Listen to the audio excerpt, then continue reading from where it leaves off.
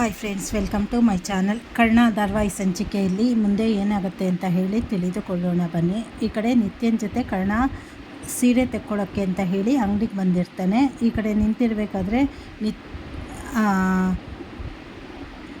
ನಿತ್ಯ ನೋಡ್ತಾ ಇರ್ತಾಳೆ ಸೀರೆ ಯಾವ್ದು ತೆಕ್ಕೊಬೇಕು ಅಂತ ಹೇಳಿ ಗೊತ್ತಾಗಲ್ಲ. ಈ ಕಡೆ ಕರ್ಣ ನಿಂತಿರಬೇಕಾದ್ರೆ ಎದುರುಗಡೆ ನಿಧಿ ಇದ್ದಾಳೆ ಅನ್ನೋ ಹಾಗೆ ಕಲ್ಪನೆ ಮಾಡ್ಕೊತಾನೆ.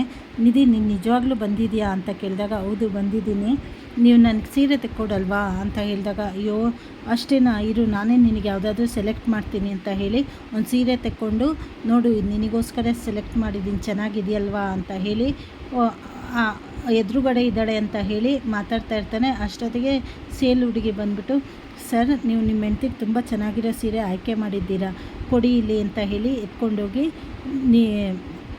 ನಿತ್ಯನ ಹತ್ರ ತೋರಿಸ್ತಾರೆ. ನೋಡಿ ನಿಮ್ಮ ಯಜಮಾನರು ನಿಮಗೋಸ್ಕರ ಸೆಲೆಕ್ಟ್ ಮಾಡಿದ್ದಾರೆ ಅಂತ ಹೇಳಿದಾಗ, ಈ ಕಡೆ ನಿತ್ಯ ನೋಡ್ತಾ ತುಂಬ ಚೆನ್ನಾಗಿದೆ, ನಾನು ಇಷ್ಟೋ ತನಕ ಹುಡುಕ್ತೆ ಯಾವುದೂ ಸಿಗಲಿಲ್ಲ, ಇದನ್ನೇ ಪ್ಯಾಕ್ ಮಾಡಿಬಿಡಿ, ತುಂಬ ಚೆನ್ನಾಗಿದೆ ಅಂತ ಹೇಳಿ ಹೇಳ್ತಾಳೆ.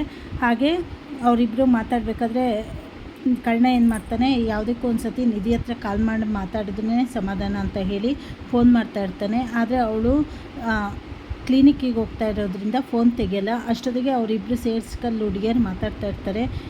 ನಿಧಿಯವರು ಆಸ್ಪತ್ರೆಯಿಂದ ಹೊರಗಡೆ ಕಳಿಸ್ಬಿಟ್ರು, ಅವ್ರೀಗ ಕ್ಲಿನಿಕ್ ಇಟ್ಕೊಂಡಿದ್ದಾರಂತೆ, ನೋಡಿ ಎಷ್ಟು ಕೆಟ್ಟ ಹೆಸರು ಬಂದಿದೆ, ಆಗಾಗ ಅವರು ಸರಿ ಇಲ್ಲಂತೆ ಡಾಕ್ಟ್ರು, ನಾವಂತೂ ಅಲ್ಲಿಗೆ ಹೋಗೋದು ಬೇಡ ಅಂತ ಹೇಳಿ ಮಾತಾಡ್ತಾ ಇರ್ತಾರೆ.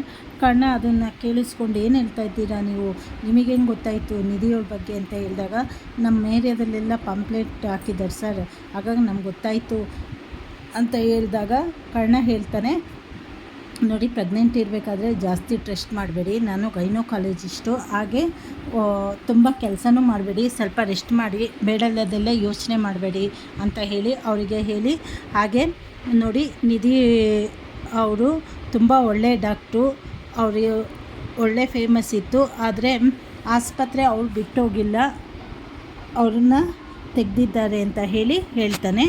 ನೀವು ಮುಂದಿನ ಸಂಚಿಕೆಯಲ್ಲಿ ನೋಡ್ಬೋದು. ಹೊಸದಾಗಿ ಯಾರು ಚಾನಲ್ ನೋಡ್ತಾ ಇದ್ದೀರಾ, ಚಾನಲನ್ನು ಲೈಕ್ ಮಾಡಿ, ಶೇರ್ ಮಾಡಿ, ಸಬ್ಸ್ಕ್ರೈಬ್ ಮಾಡಿ, ಸಪೋರ್ಟ್ ಮಾಡಿ. ಧನ್ಯವಾದಗಳು. ಹಾಗೆ ನೋಡ್ತಾ ಇರಿ ಚಾನಲನ್ನು.